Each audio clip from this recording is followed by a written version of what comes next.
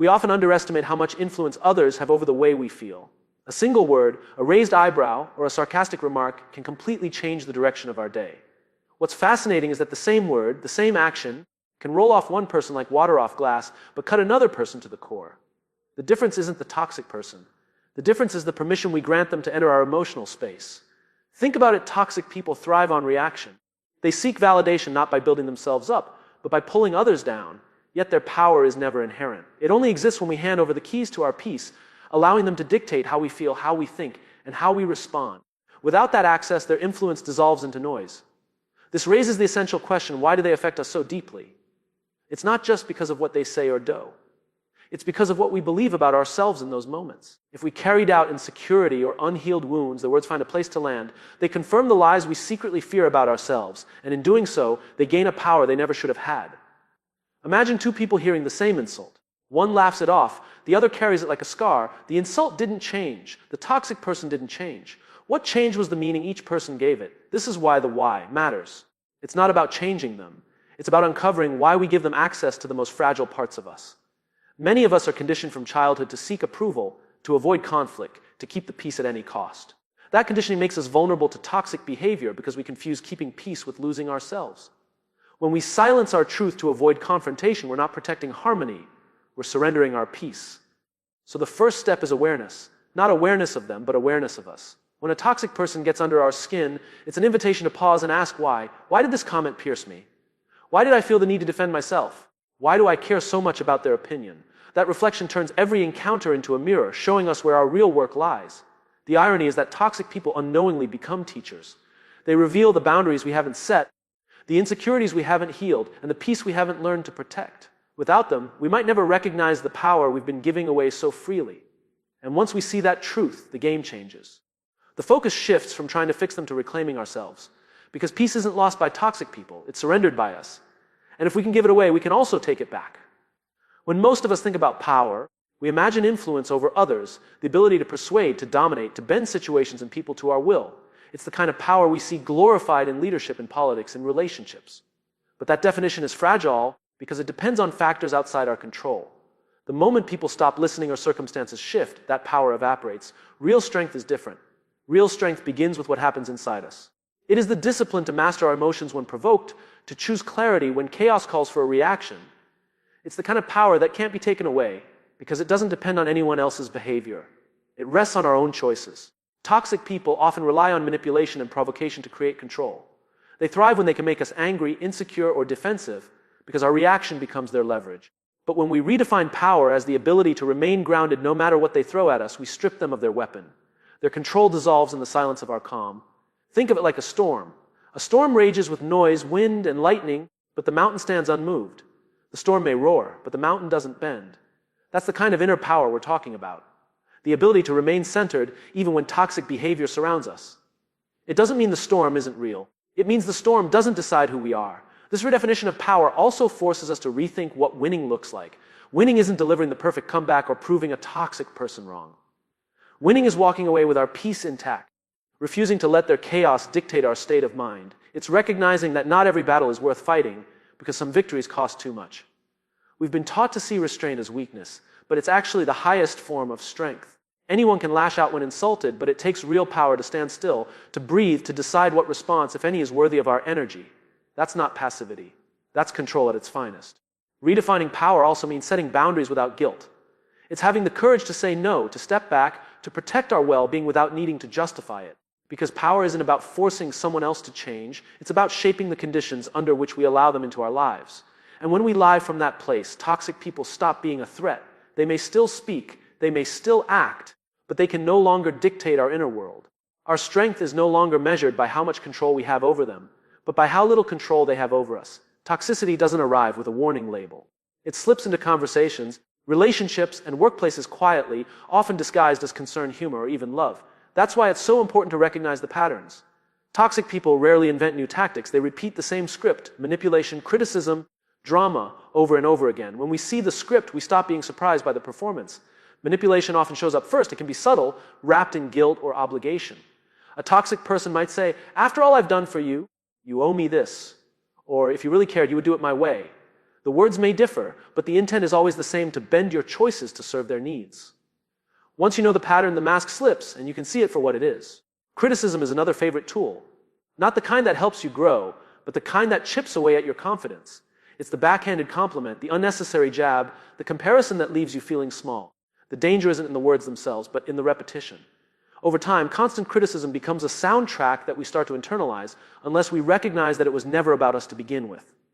Then comes the drama. Drama is the fuel of toxic behavior. It thrives on conflict, thrives on chaos, thrives on keeping you off balance. It might be a sudden explosion over something small or a manufactured crisis designed to pull you in. The pattern is simple. If they can keep you reacting, they keep you distracted. Spotting this early allows you to step back instead of stepping into the fire. What makes these patterns so effective is that they often target our deepest needs: the need to be accepted, the need to be valued, the need to belong. When someone manipulates us, criticizes us, or drags us into drama, they're not just attacking from the outside, they're pressing buttons on the inside. Recognizing the pattern is the first step to disarming it. It helps to imagine these patterns like road signs. Manipulation is a detour sign leading you away from your own values.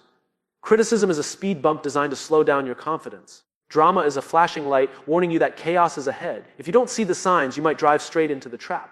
But if you do, you can choose another road. The beauty of recognition is that it gives you choice. Before, the pattern ran unconsciously, pulling you into the same arguments, the same disappointments, the same exhaustion. But once you spot it, the spell is broken. You see the script playing out, and instead of being an actor in their play, you step off the stage. And the more you practice spotting these patterns, the quicker you notice them. A phrase, a tone, a look, and you know what's coming next. Toxicity becomes predictable, and when it's predictable, it loses its power, because you can't be trapped by something you've already named. Most people misunderstand boundaries. They think of them as barriers, as walls built to keep others away. But boundaries are not about shutting people out. They are about creating the conditions in which relationships can survive with respect intact. Without them, we don't actually connect. We collide over and over until peace is shattered and trust erodes. A boundary says, "This is where I end and you begin." It is a line of clarity that prevents confusion, resentment, and abuse. Far from being selfish, boundaries are acts of respect. They tell others how we expect to be treated, and they tell us how to honor our own well-being. In their absence, toxicity grows unchecked, because people assume access where none should exist. Think of boundaries as bridges. A bridge allows two people to meet in the middle without falling into the river below. Too rigid, and the bridge crumbles from inflexibility. Too weak, and it collapses under pressure. But when built with care, a boundary bridge supports the weight of real connection. It keeps both people safe while making the relationship sustainable. Toxic people often resist boundaries because boundaries expose their patterns. If someone thrives on manipulation, criticism, or drama, a boundary disrupts their script. They can no longer control the situation as easily. This resistance can make boundaries uncomfortable to set, but discomfort is a small price to pay compared to the chaos of living without them. Setting boundaries doesn't always require confrontation. Sometimes it's as simple as changing our response. Choosing not to answer late-night messages, stepping out of an unnecessary argument, or refusing to carry guilt that isn't ours. Every small act of clarity strengthens the bridge. And over time, people learn where the line is, even if they don't like it. The fear of boundaries often comes from the belief that we'll lose people if we enforce them. And sometimes that's true. But if a relationship can't survive healthy boundaries, was it ever healthy to begin with? A boundary doesn't destroy love or respect. It reveals whether love and respect were there at all. Boundaries also teach others by example. When people see us honor our own limits, it invites them to do the same. A world without boundaries is a world of exhaustion, where no one knows where they stand. But a world with clear boundaries is a world where peace has room to breathe, because expectations are no longer hidden. At the heart of it, boundaries are not walls of exclusion, but bridges of protection. They make connection possible without the cost of losing ourselves. They allow us to show up fully, because we no longer fear being consumed, manipulated, or diminished in the process. Every time we engage with someone toxic, we spend something. Not money, but energy, focus, and peace of mind. Arguments aren't free. Emotional reactions aren't free. They come at the cost of mental clarity, productivity, even our physical health. The question is never, do I have the right to respond? The question is this worth the price I'll pay afterward? When you enter into conflict with a toxic person, you rarely leave with more than you started. They don't argue to understand, they argue to dominate. They don't fight to resolve, they fight to drain. The moment you step into their arena, the rules change. Logic doesn't apply, fairness doesn't apply. All that matters to them is winning, and even your peace becomes collateral damage. Think about the aftermath of a heated exchange. Long after the words are spoken, you replay them in your mind. You lie awake imagining what you should have said, or what you'll say next time. Hours slip away, energy is consumed, And the toxic person doesn't even need to be present anymore. They live rent-free in your thoughts. That's the hidden cost of engagement. There's also the toll it takes on your relationships. When you carry frustration from a toxic exchange, it bleeds into other areas of your life. The people you love, the work you care about, even your own sense of calm can become casualties of a fight that was never worth having. It's like paying interest on a loan you never wanted to take out. This is why asking the question, is this worth my peace, becomes so powerful.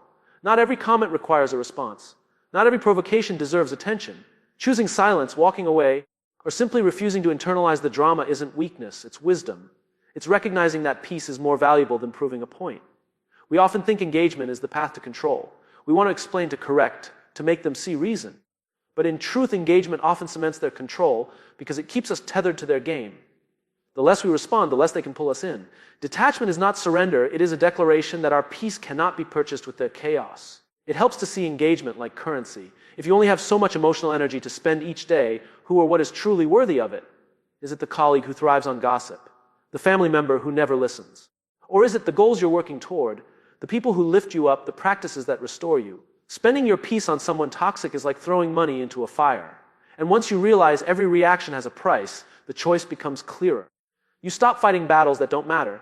You stop renting space in your head to people who haven't earned it. You stop giving away the very peace you've worked so hard to protect. Reactions are instinctive.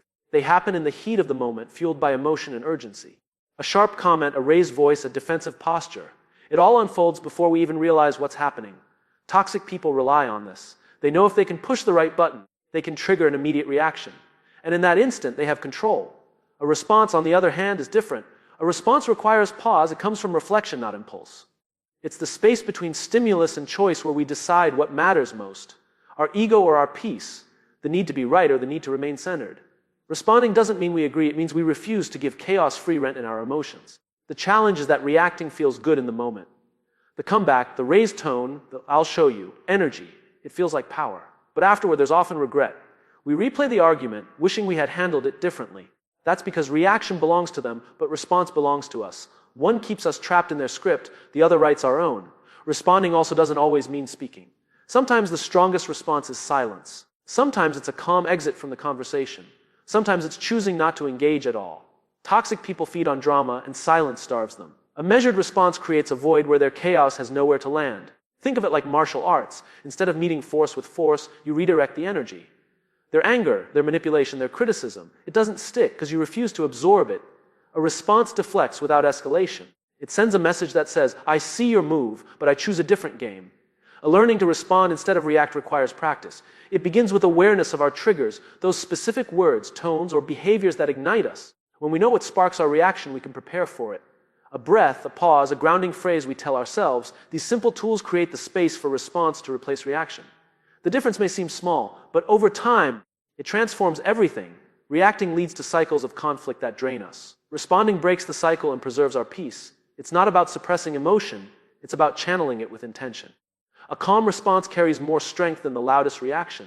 And once we master that difference, toxic people lose one of their greatest weapons.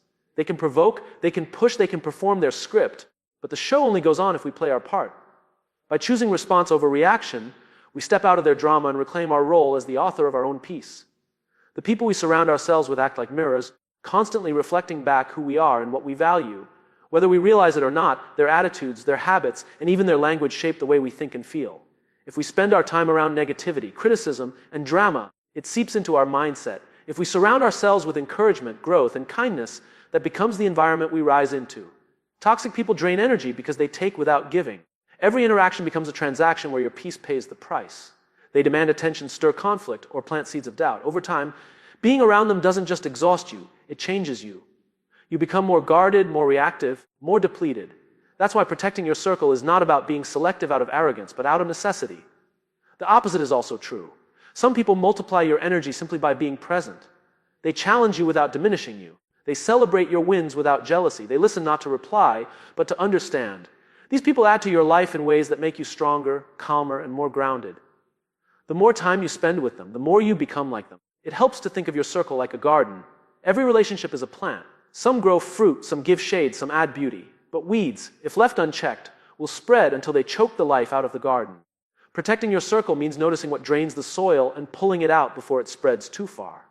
This doesn't mean cutting people off at the first sign of imperfection. Everyone has flaws, and every relationship requires patience. But there's a difference between someone who occasionally drains you and someone who consistently poisons the environment. Protecting your circle means knowing the difference and acting accordingly. It also requires honesty with ourselves. Sometimes the toxic person is not outside the circle, it's us. If we find ourselves complaining more than contributing, taking more than giving, criticizing more than encouraging, we become the drain. Protecting your circle means not only choosing the right people, but choosing to be the kind of person who multiplies rather than subtracts. One of the hardest parts of protecting your circle is letting go of relationships that no longer serve your growth. Loyalty can keep us tied to people who continually diminish us. But loyalty without balance becomes bondage. Protecting your peace sometimes means loving people from a distance, not because you stopped caring, but because you started caring for yourself.